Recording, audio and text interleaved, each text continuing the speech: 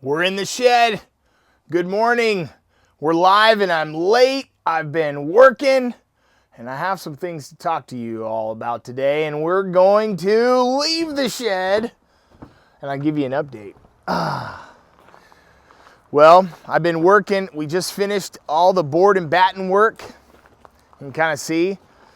This carpenter I hired, if you remember, we were having this work done. I kind of had touched on it, and he built me the most beautiful door.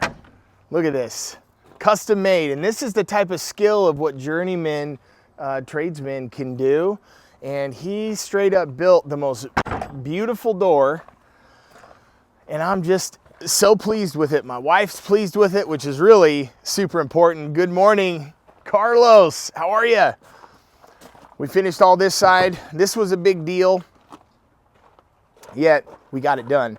Anyway, I'm gonna be going around to the other side of my property here, and I'm gonna be showing you guys some of the things we've been working on. You know what's happened this year, and I may have touched on it. I have been working on so many other projects. My garden has just suffered, and I really haven't done much this year, yet what we have been eating is all of our fruit. Raspberries and things like this, and blueberries, and planting more berries. See that big old hairy wood pile over there?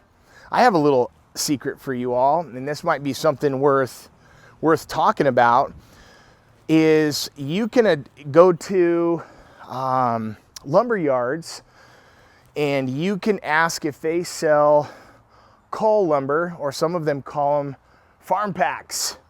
And they're usually these large bundles that they get in on returns, or maybe the quality of the lumber is poor, or you know, they can't send it back to a specific special order of certain types of stuff that they can't resell, and they'll band them up and they'll sell them as cull lumber or farm packs, and they're awesome for building all sorts of things. At any rate, we've been digging the last couple of days, and we dug 200 lineal feet of our well line looking for a leak. And we rented an excavator. Yet if any of you have ever had to dig ditches, put it in the comments. I'd like to know. It is grueling work. And when you're digging a well line, look at all these baby chickens. Look at all these dirty, rotten scoundrels. Hi, girls. They all want something. We got 28 eggs today, and we kind of take it on for our family to be able to do this, and we give them away. So just so you know, we got some in here roosting. We really have enjoyed them. They're a lot of fun. Hi, girls. Okay, I know. We just introduced, we purchased 10 new chickens, or chicks, a couple months back, and they're now big enough, and we introduced them to the flock, so now we got a whole mess of them. And usually we'll let them run around outside and so forth, yet lately, because of dogs, we keep them in. I'm gonna show you the ditch. I'm holding this phone up on a, I don't know, selfie stick is what I guess what they call it. And my wrists are so sore from digging, and I'm gonna go show you guys. The reason why I'm talking about this today and not about something specific is if you have projects right now that require your attention, start working on them. Start working on them. For us, we're just shoring up our property and getting some of these projects that we've been putting off over time completed. And man, right now it is super important to do this. Okay, we're heading out. I purchased this piece of land in front of our property last year, August. And you can kind of see, if I point down the road, you can kind of see that well line. We're gonna go see it. But yeah, I purchased this piece of property. And I don't know, see this back here? Do you guys know about chip drop? Chip drop's important to know about. Free mulch, free lumber, firewood. I got cords of it. You get to split it, they'll drop it off for free. Well, yeah, we had a neighbor of ours was trying to help us out, and he mowed our field, and he hit one of our sprinklers, and we've literally started here, and Big Jesse had to dig this trench all the way down to our pump house down there. I'm goofed up. I feel good, yet my hands are exhausted. I went to bed the night before last, and it was super hot out here, and I was getting cramps. I went to bed about midnight. It was a 17-hour day because we had to hustle and find this leak. And we found, there's one piece of pipe we replaced right there. A small piece, yet it had been kinked and a root had grown around it and goofed it all up. We replaced a spigot here. Yet I was out in the field and I hadn't gone through this yet. All that to say, we fixed the leak, and it was a lot simpler than what we made it. Yet, you know, when you're digging down 2 and 3 feet, even if you have an excavator, which makes the job way less difficult, it's still, you can't dig down to the water line. You got to dig the last, I don't know, foot, 8 inches. You got to be careful not to hit it. And we did. We hit it one time, so we had to replace that section of pipe I just showed you up there because we're getting too close. Yet when you're digging in stony soil, and our soil here looks like this. We call these spuds. It's like having potatoes inside of your dirt, and there's no easy shoveling here. It's all pry bar work and shovel work, and there's no real easy way to dig it other than doing it manual. So I got an awesome workout for the last couple days. Yet I was cleaning up out in the field with the excavator, and I was cleaning up, flattening things out. We may use this for pasture sometime, and look what I dug up. You see those? I mean, one of them is probably a 35-foot telephone pole. I don't know how long they make telephone poles, and I haven't put a measuring tape on it. Yet, holy cow. We've got to get projects done right now. I know this is just an example of something that we're doing on our property here.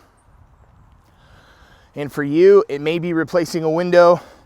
It might be fixing dry rot or re-insulating something, putting in a window, putting in doors, new locks.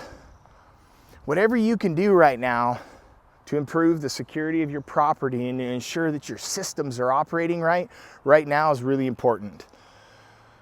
It's really important. Let's ensure that we get these things done. And I'm watching this morning about this whole Hunter Biden issue, and this is going to get crazier. And I could give 2 flying flips about Hunter or Joe or what they did. I mean, honest to goodness, as much as it's not ethical, these things happen in the upper echelon. There's, like Chris likes to say, you know, it's a big, what does he say? It's a big group and we aren't in it or something like that. And it's the truth. So here's what we have to ensure we do.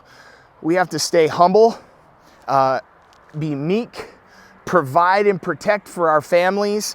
We must be highly focused on ensuring that we are doing what it takes right now to prepare our households. If we don't, we're going to get poked in the eye. And it may not come right away. It may come further down the line. Yet Proverbs 22 verse 3 says that a prudent man foreseeth danger and hideth himself behind his shield, and the simpleton passes on and is punished. So if you really understand what this means, this doesn't mean cower in fear or hide like you're afraid of something. Yet hiding oftentimes is being quiet, not telling everybody what you're doing, staying still, not being out running around and being highly visible. Sometimes shielding yourself is a stationary position.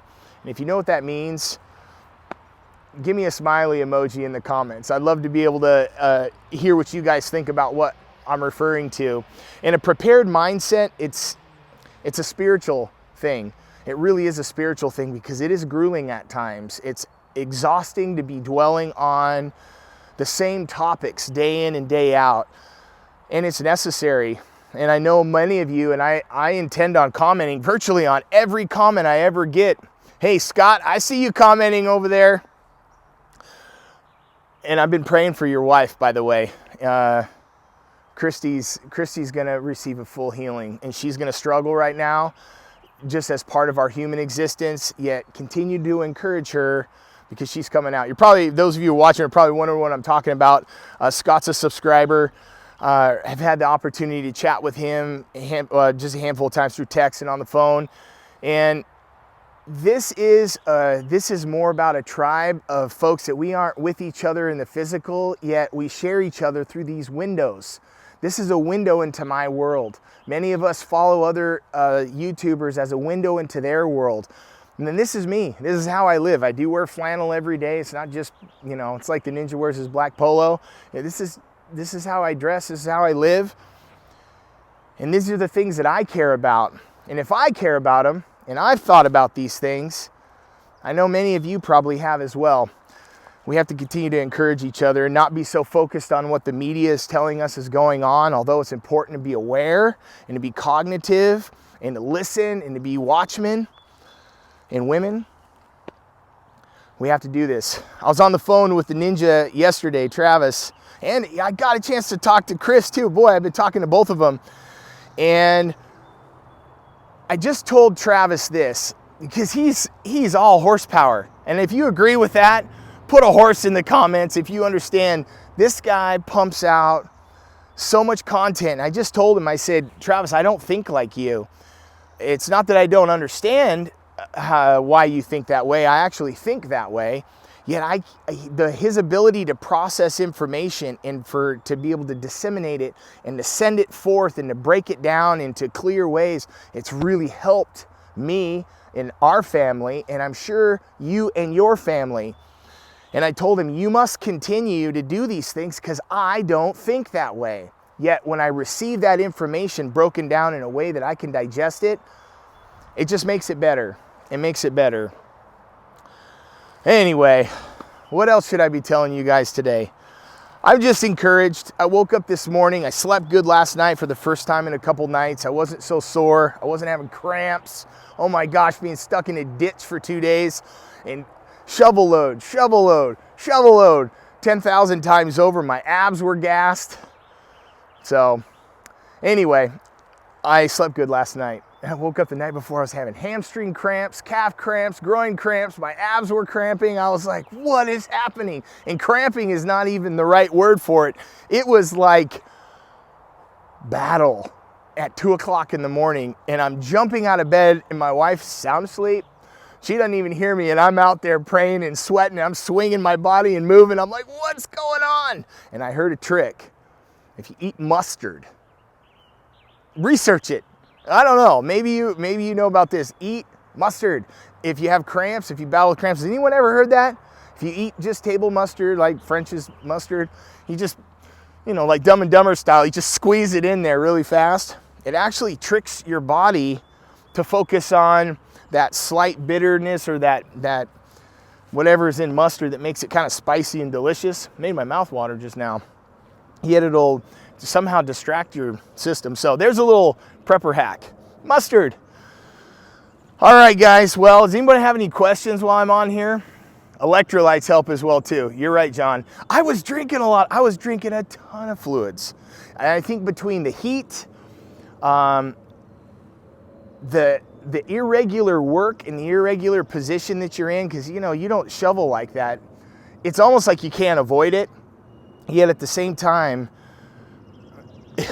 it was just, I'm in my 40s. I'm silver these days. I'm not this young guy, and I'm a little bit wider than the average bear. So jumping down in those ditches and shoveling for hours and hours and hours with a little bit of anxiety, and not anxiousness, just we got to get this done. There was no breaks. We stopped. I don't even think I ate most of the day because I was just drinking and drinking and drinking, sweating and ditch digging. So anyway, hey, I appreciate you guys. I know many of you probably think like I do. This is just what was going on this weekend. My kids got to learn how to drive an excavator. They were digging, doing all sorts of stuff. They were hooked on it. And once they had a taste, they couldn't get enough of it. Anyway, Appreciate you guys. Thank you for all your encouragement. I'm a real person, standing here living life real, and when I receive those great comments that you guys give, man, it really builds me up, because right now life is pretty serious. It's serious for you, I'm sure, as well. We don't have a whole lot of room to make dumb decisions and make mistakes right now. We have to be intentional. And this week was an intentional weekend. My father-in-law was out there helping us, and our kids, my wife got in the ditch and dug with me. And I was like, oh no, it's okay. Yeah, I sure did appreciate it, because she was able to throw some rock. So all that to be said, all right, ladies, be good. We got 2 ducks too. Somebody gave us a couple of ducks, Hershey and Marshmallow. Yes, they're brown and white. All right, thank you for your tips and scripture. Hey, I appreciate that. Thank you very much. And I'm going to continue to bring those. And the reason I choose to bring those, it's how I think. It's what I dwell on. Even in and amongst all my hurts, habits, and hangups, I still run to the Father, because life it's grueling at times.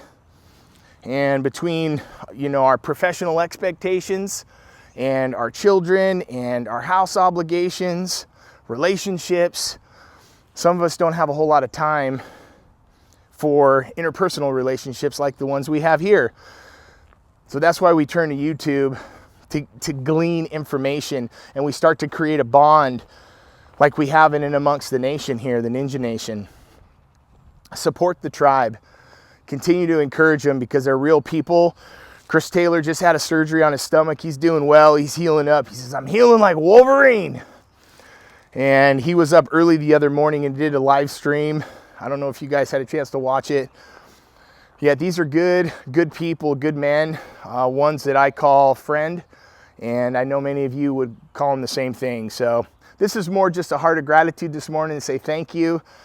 And I appreciate the opportunity to be able to do this and to be so warmly welcomed. So other than that, get to work today. Tell your family you love them. If you're a husband, provide and protect for your wife. You understand what I'm saying? If you're a wife, desire and respect your husband. And be passionate about what he's passionate about, and try to be excited about what makes him excited. It'll encourage him, and you'll see a blossoming relationship. Right? Elizabeth, thank you for all your communication. You're always fun to talk to. Hey, have a great day, guys. I'll talk to you soon.